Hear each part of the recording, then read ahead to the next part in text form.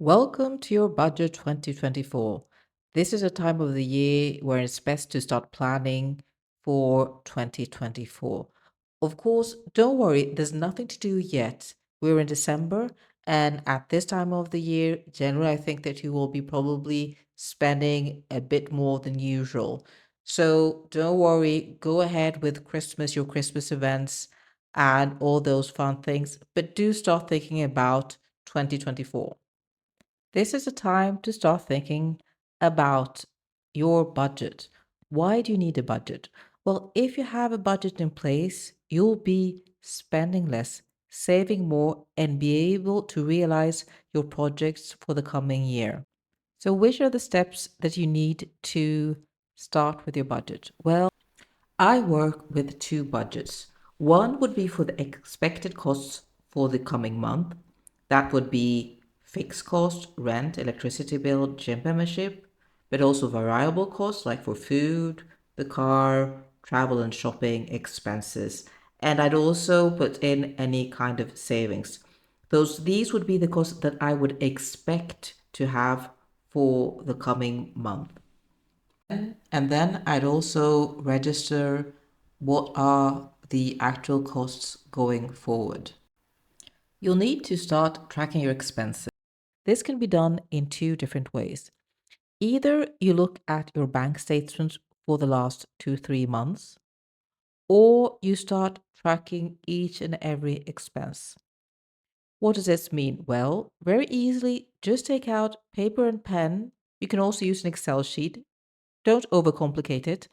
And every time you buy something, you pay for something, we will be writing this down. So this will be your expensive when you go grocery shopping, when you buy something online, when you have to pay your car insurance. So you'll see by doing this, you will have several different categories. One of the big categories is generally transport expenses. What I put in this category is everything that has to do with my car. So, fuel, insurance, but also if I take any public transport or I pay for any parking fees. Another big item is generally food expenses. This is grocery shopping, eating out, buying any snacks. Other categories that I would be add are shopping. That would be for other expenses and groceries, for example, clothes shopping, if you need a new computer, any gifts. And another category will also be health. Now, you may have other categories depending on how you spend. Maybe you buy a lot of construction material, then that might be one for you. So you'll see as you go along what will be necessary. So, what I generally do is I write all these items up. Either you take your tickets with you and write them up, or you look at your bank statement. It depends on how you're spending. And then I'd highlight the items. For example, if I go to the doctor, I'll put the bill and then highlight that amount in yellow. The pharmacy would also be yellow. So then when I go look through my list, I know I'll just add up the yellows and then I'll have one item health. For food, it will be highlighted in green. So then I'll have those all food items in green. Transport expenses might be pink, and home expenses, for example, rent, mortgage, electricity bills, I'd highlight them in blue. Of course, you won't only have expenses, you will have income as well. This is whatever you take home from your salary. It might also be if you have a side hustle, if you are renting out, all those incomes you'll add up and then you'll extract the expenses and you'll see if there is anything left over at the end of the month.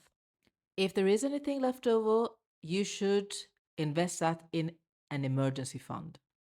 What is an emergency fund? It is a fund, a pocket of money, say for any unexpected expenses. For example, what happens if your car breaks down? It's very good to have a fund which you can draw money from then so it doesn't become anything dramatic. The same thing, example, if your washing machine breaks down, or there could be other unexpected costs. After that, I think you should save. Save for those projects, dreams that you have, things that you want to realize during the coming year, or maybe for in the coming years. If you want to save money, for example, for a down payment for a new apartment, a new house, then you need to start to think about that already now. This is also when you start thinking about holidays.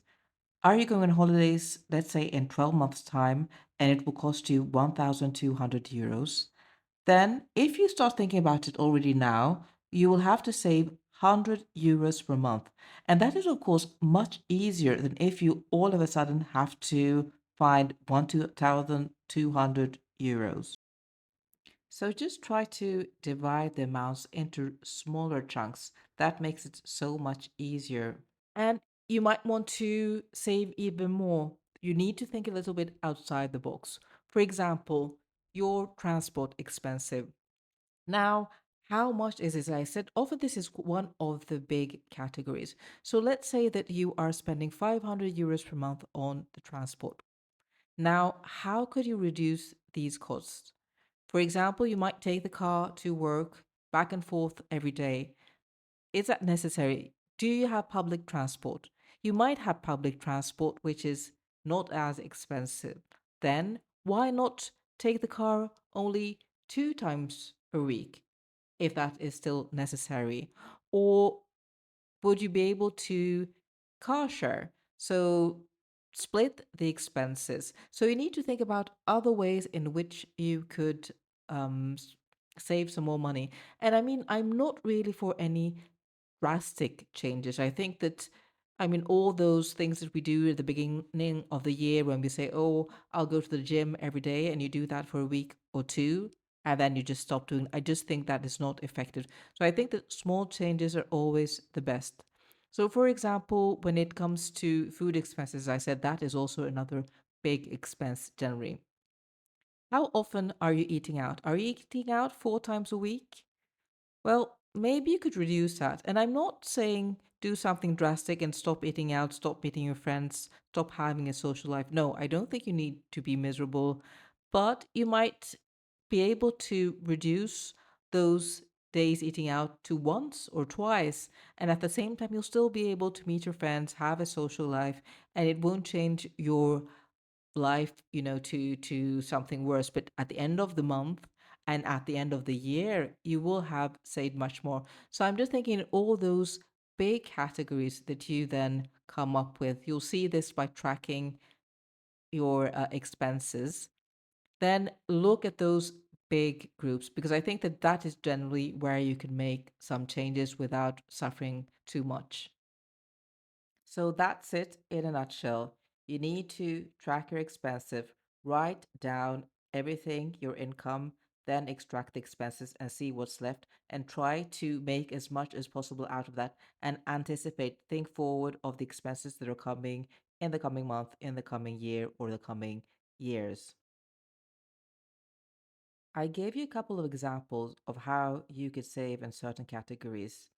In another video, I'll give you even more examples and we'll go through more in detail how you can be saving in each and every category. Please like and subscribe and you'll be able to know when the next video is out.